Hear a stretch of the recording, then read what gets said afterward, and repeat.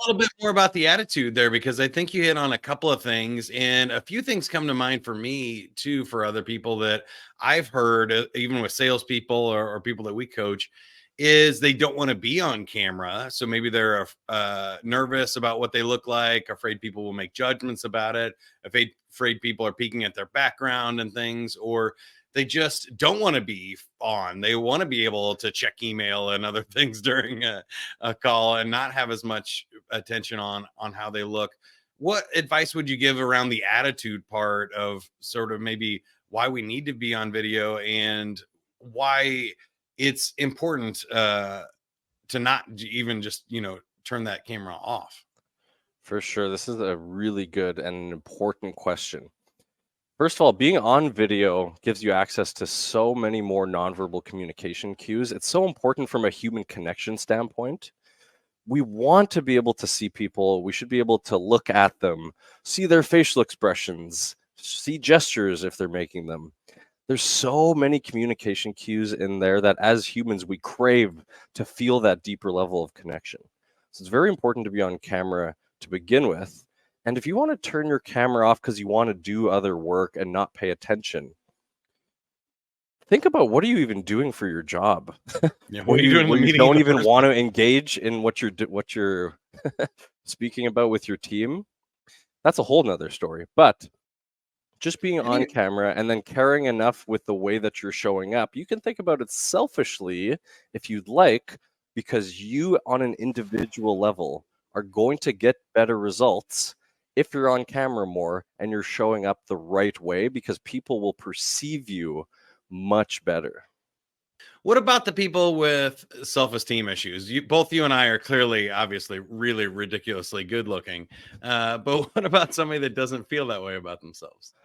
Yeah, I suppose if you're not blessed with godlike genetics like Mike and I, there are still We're really other going for it. things that a person can do. So a lot of it is truly about more of the body language and the way that you show up elements Mm. than what you actually look like. So, for example, even if with our great looks, we showed up and our shoulders are kind of hunched forward or we're looking down, not looking at the screen, not looking at the camera, it doesn't matter what you look like. People are going to perceive you as kind of nervous, a bit unsure of yourself. Mm.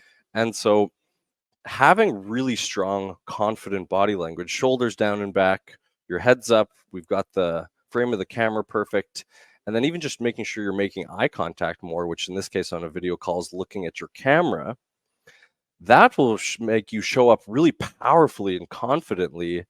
And so when you show up this way, you actually feel more confident too. There's a big link between body language and your state of mind.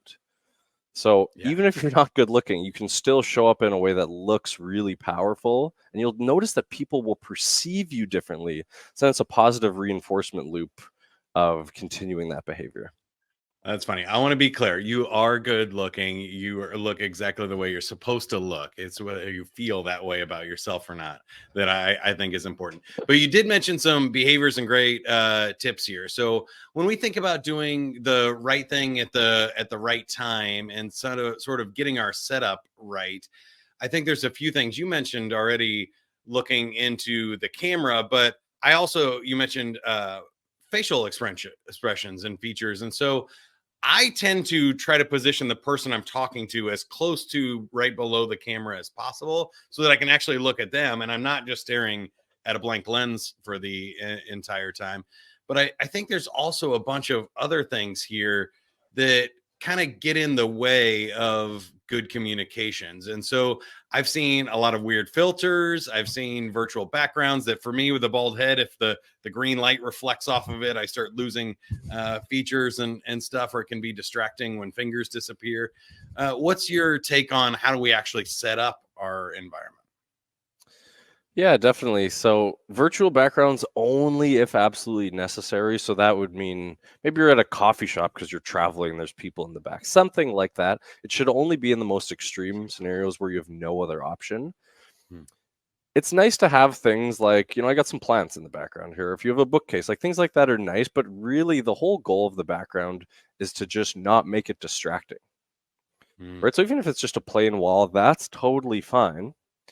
the most important thing is about how you show up. So you don't need to look super intelligent or successful with trophies and awards behind you or anything like that. As long as it's not taking away from how you're showing up with your body language and the way that you're speaking, the words that you're using, that's more the main thing to focus about. I think people get a little tied up in wanting the perfect background.